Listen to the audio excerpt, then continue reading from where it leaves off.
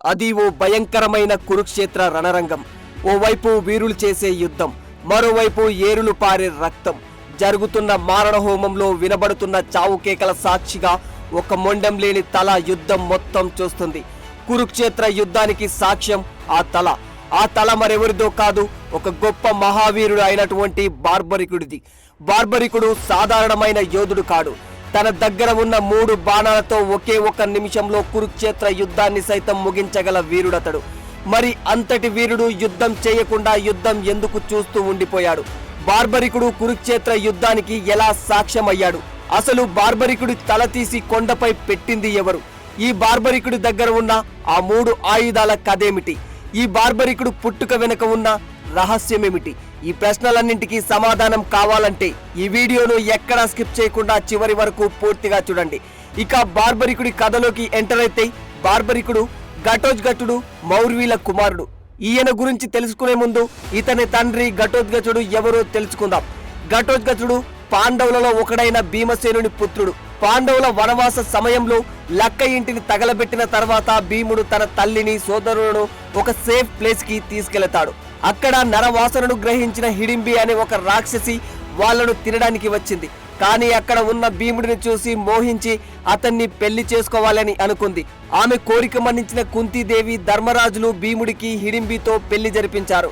ఆ విధంగా హిడింబి భీమసేనులకు జన్మించిన వాడే ఘటోత్కచుడు. శ్రీకృష్ణుడి పరమ భక్తురాలైన మౌర్వికి ఘటోత్కచుడికి పుట్టిన కుమారుడే బార్బరికుడు. బార్బరికుడు కూడా పాండవులలో ఒకడే అని చెప్పుకోవాలి. బార్బరికుడు గత జన్మలో ఒక యక్షుడు. భూమి మీద అధర్మం పెరిగిపోయింది, నువ్వు కాపాడాలి అంటూ బ్రహ్మదేవుడిని వెంట తీసుకుని దేవుళ్ళంతా శ్రీ మహావిష్ణువు దగ్గరకు వచ్చారు. దుష్ట శక్తుల్ని సంహరించడానికి త్వరలో మనిషిగా జన్మిస్తానని వాళ్లకు మహావిష్ణువు చెప్పాడు. ఇదంతా వింటున్న యక్షుడు మాత్రం ఈ మాత్రం దానికే మహావిష్ణువు మనిషిగా అవతరించడం దేనికి, నేను ఒక్కడిని చాలనా అంటూ పొగరుగా మాట్లాడుతాడు. దానికి కోపగించిన బ్రహ్మదేవుడు ఆయనకు ఒక శాపం విధించాడు.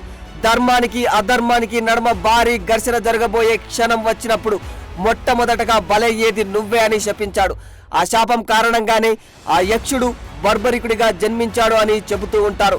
అలా బ్రహ్మ శపించినట్లుగానే కురుక్షేత్రానికి ముందు బార్బరికుడు బలయ్యాడు. బార్బరికుడి బాల్యం, యుద్ధ విద్యలు చూసినట్లయితే బార్బరికుడు చిన్నప్పటి నుంచే యుద్ధ విద్యల్లో అపార ప్రతిభ కనబరిచేవాడు. అతని తల్లి దగ్గరే సకల అస్త్రశస్త్ర విద్యలు నేర్చుకున్నాడు. బార్బరికుడు తల్లి ఆజ్ఞ మేరకు శివుడికి తపస్సు చేసి శివుడి నుండి వరంగా అద్భుతమైన 3 బాణాలను పొందుతాడు. అలాగే అగ్నిదేవుడి నుండి ఒక ప్రత్యేకమైన విల్లును కూడా పొందుతాడు. ఈ కారణంగానే ఇతను ముల్లోకాలలో అజయుడిగా నిలిచాడు. బార్బరికుడికి చిన్నప్పటి నుంచి యుద్ధాలు చూడాలన్నా పాల్గొనాలన్నా చాలా ఇష్టం.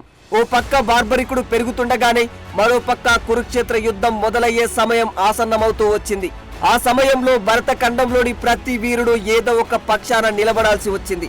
అంతమంది వీరులు పాల్గొంటున్న ఈ యుద్ధంలో బార్బరికుడు లాంటి మహావీరుడు పాల్గొనాలి అనుకోవడంలో వింతేమీ లేదు. బార్బరికుడు కూడా యుద్ధానికి సిద్ధమవుతూ ఉన్నాడు. బార్బరికుని బలం తెలిసిన తల్లి బలహీనుల వైపు నీవు యుద్ధం చేయమని కోరుతుంది. అందుకు బార్బరికుడు కూడా సరే అంటూ తన తల్లికి మాట ఇస్తాడు. అయితే ఇక్కడ సంఖ్యాపరంగా చూస్తే పాండవుల సైన్యం చాలా అంటే చాలా తక్కువగా ఉంటుంది. కౌరవుల కంటే పాండవులు బలహీనులు కాబట్టి బార్బరికుడు పాండవుల వైపు పోరాడాలి అనుకుంటాడు.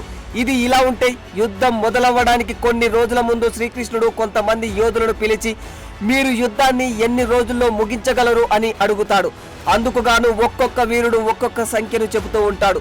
ఒకరు 20 రోజులని, ఇంకొకరు 24 రోజులని, ఇంకొకరు 28 రోజులు అని, ఇలా ఎవరికి తోచిన విధంగా వారు చెబుతూ వచ్చారు. కానీ ఒక్క బార్బరికుడు మాత్రమే నాకు 1 నిమిషం చాలు యుద్ధం ముగించడానికి అని చెబుతాడు. అందుకు షాక్ తిన్న శ్రీకృష్ణుడు అది నీకు ఎలా సాధ్యమని అడుగుతాడు. అందుకు బార్బరికుడు తన దగ్గర ఉన్న 3 బాణాల గురించి వివరిస్తాడు. 3 ఎంత పవర్ఫుల్ అంటే అందులో మొదటి బాణం టార్గెట్ గుర్తు పెట్టుకుంటుంది, రెండవ బాణం టార్గెట్ ని మార్క్ చేసుకుని వస్తుంది, ఇక 3వ బాణం టార్గెట్ ని ఫినిష్ చేసేస్తుంది. ఇక బార్బరికుడి దగ్గర ఉన్న బాణాల గురించి విన్న శ్రీకృష్ణుడు వాటి శక్తిని ప్రత్యక్షంగా చూడాలని అనుకుంటాడు. పక్కనే ఉన్న ఒక చెట్టును చూపించి చెట్టుపై ఉన్న ఎండుటాకులను మాత్రమే ధ్వంసం చేయమని చెబుతాడు. అందుకు సరే అన్న బార్బరికుడు తన మొదటి బాణాన్ని విసిరాడు. ఆ బాణం చెట్టు మొత్తం తిరిగి టార్గెట్ ని చూసి శ్రీకృష్ణుడి కాలు దగ్గర కూడా ఆగి మళ్ళీ వెనక్కి వచ్చి బార్బరికుడి వద్దకు చేరుకుంటుంది. ఇక రెండవ బాణాన్ని వదలగానే అది వెళ్లి ప్రతి ఆకుకు మార్కు చేసుకుని శ్రీకృష్ణుడి పాదానికి కూడా మార్కు చేసుకుని బార్బరికుడి దగ్గరికి వచ్చేస్తుంది. ఇక మూడవ బాణం చెట్టుపై ఉన్న అన్ని ఎండుటాకులను ధ్వంసం చేసి శ్రీకృష్ణుడి కాలు దగ్గరికి వచ్చి కృష్ణుడి పాదం చుట్టూ తిరుగుతూ ఉంది. కృష్ణుడు ఆ బాణాన్ని చూసి నా కాలి చుట్టూ ఎందుకు తిరుగుతుంది అని బార్బరికుడిని అడుగుతాడు. బార్బరికుడు మీ కాలి కింద ఒక ఆకు ఉంది, మీరు కాలు తీస్తే ఆ ఆకును బాణం ధ్వంసం చేసేస్తుంది అంటాడు. శ్రీకృష్ణుడు తన కాలుని పక్కకు జరపగానే కృష్ణుడి కాలు కింద ఉన్న ఆకుని బాణం ధ్వంసం చేసి తిరిగి ఆ బాణం బార్బరికుడి వద్దకు వెళ్లి చేరుతుంది. ఇదంతా చూసిన శ్రీకృష్ణుడికి బార్బరికుడి నుంచి శత్రువులు ఎవ్వరూ కూడా తప్పించుకుని వెళ్లలేరని అర్థమైంది. అంతేకాదు అతను బలహీనుల వైపు పోరాడాలి అనేది తన తల్లి కోరిక అని చెబుతాడు బార్బరికుడు. ఒకవేళ బార్బరికుడు గనక యుద్ధం చేస్తే ఏం జరుగుతుందో కృష్ణుడికి పూర్తిగా అర్థమైపోతుంది. బార్బరికుడు బలహీనుల పక్షాన నిలబడి పోరాడాలనుకోవడం మంచిదే, కానీ బార్బరికుడు ఏ పక్షం వైపు అయితే పోరాడతాడో నిమిషంలో ఆ పక్షం బలంగా మారిపోతుంది. కాబట్టి బార్బరికుడు పాండవులు కౌరవుల పక్షాన మార్చి మరీ యుద్ధం చేయాల్సి వస్తుంది. కురుక్షేత్ర యుద్ధంలో కౌరవుల సైన్యం 11 అక్షౌహిణీలు, పాండవుల సైన్యం 7 అక్షౌహిణీలు. అంటే కౌరవుల సైన్యం కంటే పాండవుల సైన్యం చాలా తక్కువని ఇక్కడ అర్థమైపోతుంది. కాబట్టి బార్బరికుడు పాండవుల తరపున యుద్ధం చేసి కౌరవుల సైన్యాన్ని సంహరిస్తాడు. అప్పుడు పాండవుల సైన్యం మళ్ళీ ఎక్కువైపోతుంది. కాబట్టి కౌరవుల వైపు నిలబడి పాండవుల సైన్యాన్ని పూర్తిగా సంహరిస్తాడు. ఈ విధంగా చేసే యుద్ధ భూమిలో బార్బరికుడు తప్ప ఎవ్వరూ మిగలరు అని అర్థమైపోతుంది. అలా జరగకూడదు. ఒకవేళ అలా జరిగితే చాలా మంది వీరుల ప్రతిజ్ఞలు వృధా అయిపోతాయి అనుకుంటాడు శ్రీకృష్ణుడు. అప్పుడు శ్రీకృష్ణుడు ఒక వృద్ధ బ్రాహ్మణ రూపం ధరించి సూర్యోదయం వేళ బార్బరికుడు సూర్య భగవానునికి ఆర్ఘ్యాన్ని సమర్పిస్తున్న సమయంలో బార్బరికుడి దగ్గరికి వెళ్లి దానాన్ని కోరుకుంటాడు కృష్ణుడు. అతను అడిగింది ఎలాంటి దానమైనా సరే కాదనకుండా ఇస్తానని మాట ఇస్తాడు బార్బరికుడు. తన శిరస్సును దానంగా కావాలని కోరుతాడు శ్రీకృష్ణుడు.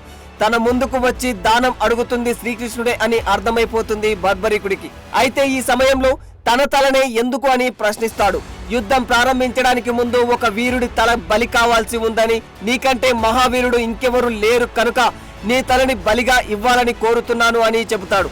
అందుకు బార్బరికుడు తన తలను బలి ఇచ్చేందుకు సిద్ధపడతాడు. కానీ కురుక్షేత్ర సంగ్రామాన్ని చూడాలని తనకు ఎంతో ఆశగా ఉందని, దయచేసి ఆ సంగ్రామాన్ని చూసే భాగ్యాన్ని తన శిరస్సుకి కల్పించమని కోరతాడు. అందుకు శ్రీకృష్ణుడు సరే అని తన తలను తీసుకుని యుద్ధం జరిగే ప్రాంతంలో పక్కనే ఉన్న ఓ మహా కొండపైన ఉంచుతాడు. అలా బార్బరికుని తల కురుక్షేత్ర సంగ్రామానికి సాక్ష్యంగా మిగిలిపోయింది. కురుక్షేత్ర మహాసంగ్రామం ముగిసిన తర్వాత అందరికీ ఒక డౌట్ వచ్చింది.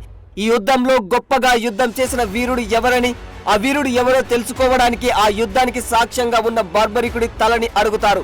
అప్పుడు బార్బరికుడు ఒక దివ్య చక్రం యుద్ధ భూమిలో తిరుగుతూ ధర్మం వైపు లేని వారిని సంహరిస్తూ వచ్చింది, అదే నేను చూడగలిగాను అంటాడు. అది విన్న వీరులందరికీ ఈ భూమి మీద అధర్మాన్ని నిర్మూలించిన వారు ఆ మహావిష్ణువు మాత్రమేనని, తామంతా నిమిత్త మాత్రులం మాత్రమే అని అనుకుంటారు. సో బార్బరికుడు శ్రీకృష్ణుడు అడగగానే తన తలను ఇచ్చి కృష్ణుడి కోరికను తీర్చిన కారణంగా కలియుగంలో బార్బరికుడు పూజలు అందుకుంటాడని, అతన్ని తలుచుకుంటే చాలు భక్తుల కష్టాలన్నీ తీరిపోతాయని వరం ఇస్తాడు శ్రీకృష్ణుడు. ఇప్పటికీ జైపూర్ కు 80 కిలోమీటర్ల దూరంలో ఉన్న కాటు అనే ఒక గ్రామంలో కాటు శ్యామ్ గా భక్తులు కొలుచుకుంటూ ఉంటారు. కాటు శ్యామ్ ను దర్శనం చేసుకునేందుకు ఏటా దాదాపు 40 లక్షల మంది వరకు జనం కాటు గ్రామానికి చేరుకుంటారని అంచనా. శ్రీకృష్ణుడి మెప్పును సైతం సాధించిన కాటు శ్యామ్ కు తమ కోరికలను తీర్చడం ఒక లెక్కేమి కాదన్నది భక్తుల ప్రగాఢ నమ్మకం. 3 బాణాలతో ముల్లోకాలను జయించగల ఆయనకు తమ కష్టాలను కడతీర్చడం చిటికలో పని అన్నది ఆయన్ను నమ్ముకున్న వారి విశ్వాసం. ఇది బార్బరికుడి కథ. ఈ స్టోరీ మీకు నచ్చినట్లయితే ఈ వీడియోపై మీ అభిప్రాయాన్ని కామెంట్ రూపంలో తెలియజేయండి. For more videos like this, subscribe Big TV channel.